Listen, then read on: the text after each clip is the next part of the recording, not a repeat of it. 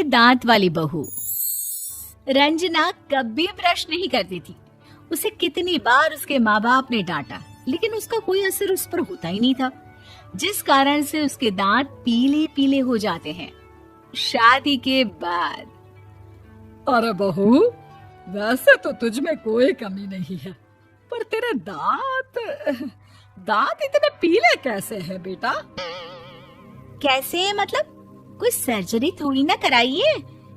वो तो क्या नाम, मैं ब्रश नहीं करती थी तो पीले हो गए। अब क्या करूं?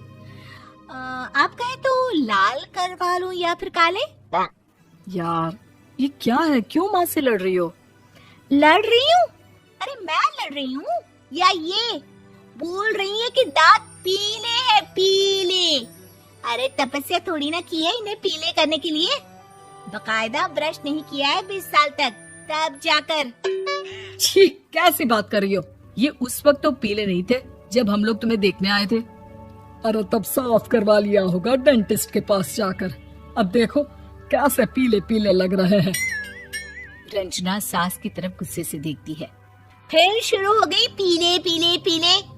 अरे पीले तो तब भी थे जब मेरे हाथ का रसगुल्ला उड़ा उड़ा कर खा रही थी और बोल रही थी, लड़की नहीं गुणों का खजाना दे रहे भाई साहब आप।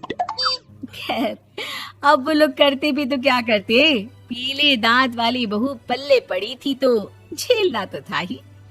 एक दिन कीर्तन में रंजना गाना गा रही थी। अरे कमला बहन, माँ का द्वार है, यहाँ तो सब शुद्ध होकर आते हैं, फिर अपनी बहू को ब्रश भी नहीं करवाती तुम।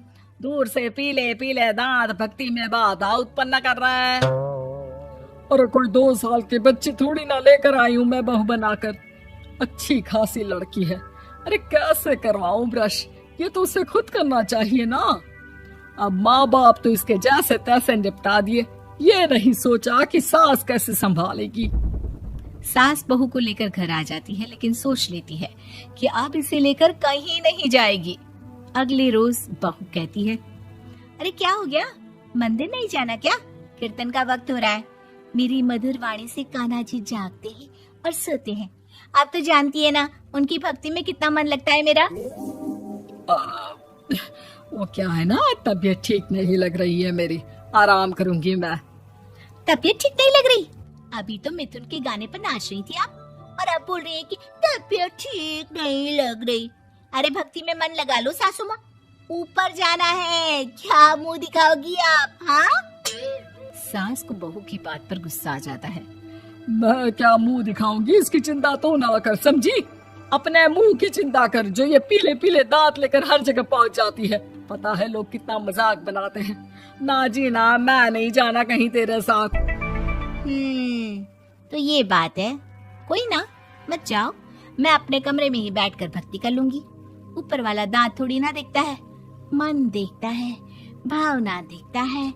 और अरे बस बस, तू सब कुछ दिखा, बस ये सफेद चमकदार दांत ना दिखाना किसी को, है? जा यहाँ से। बहू को सास की बात का कोई फर्क नहीं पड़ता, वो तो जैसी थी वैसी ही रह जाती है। सुबह नहाकर किचन में खाना बनाना, फिर खाना खाना, कीर्तन भजन करना और सो जाना। एक दिन, माँ जी मैं सहेली के घर जा रही हूँ, शाम को लेट आऊंगी। हाँ हाँ तो जाना, मैंने कौन सा तेरी आरती करनी है घर पर बैठकर।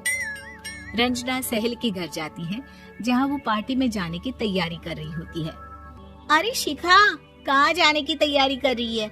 मैं गलत वक्त पर आ गई क्या? अरे नहीं यार, उल्टा सही वक्त पर आई है। मैंने ये साड़ी और ज्वेलरी निकाली है यार, शाम को इनके ऑफिस की एक पार्टी में जाना है। बताना कैसा लग रहा है ये सब? नहीं यार, इस ड्रेस के साथ तो वो वाली ज्वेलरी अच्छी लगेगी। हाँ हाँ सही बोल रही है, मैंने ध्यान ही नहीं दिया।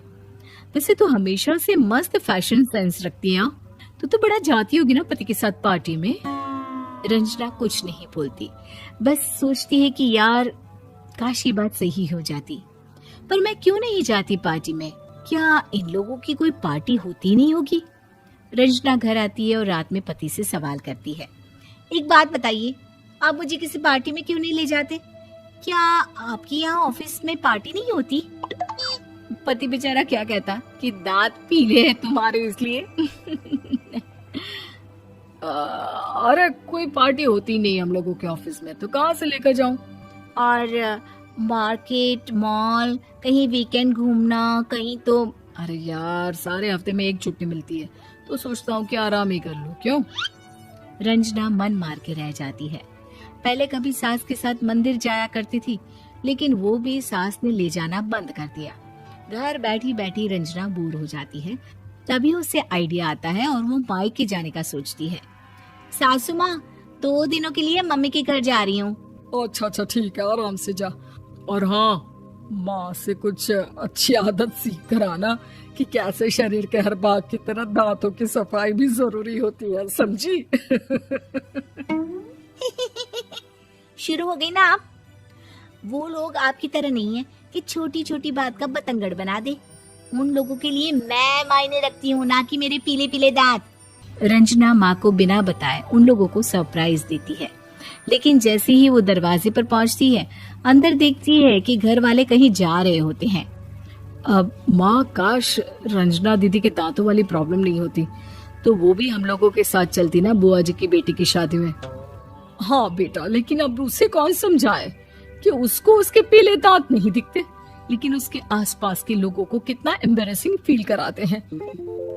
मुझे तो कितनी बार उसके स्कूल की टीचर ने शिकायत की कि उसके साथ कोई लड़की बैठना भी नहीं चाहती, और ना ही कॉलेज में कोई उससे बात करना चाहता था। लेकिन पता नहीं क्यों उसे ये बात समझ में ही नहीं आती। कोई कमी नहीं है उस लड़की में, बस यही कि दांत पीले हैं। वो तो भला हो जीजा जी और उनकी माँ का, जो दीदी को जैसी है वैसे ही रखा हुआ है। रंजना को अपने घर वालों की बात सुनकर बहुत दुख होता है। वो सोचती है कि वो क्या करे, लेकिन फिर वो सीधा डेंटिस्ट के पास जाती है, अपने दांत चमकाती है और कसम खाती है कि वो रोज ब्रश करेगी। अरे क्या हो गया? तुम तो 2 दिनों के लिए गई थी ना। पर कोई ना, अच्छा है, चलो आ गई तो। रंजना सास के सामने आकर खड़ी हो जाती है और पूरी स्माइल करती है, उसके चमकदार दांतों को दिखाती हुई। चले मंदिर। माँ, मुझे माफ कर दीजिए, मैंने आप लोगों को बहुत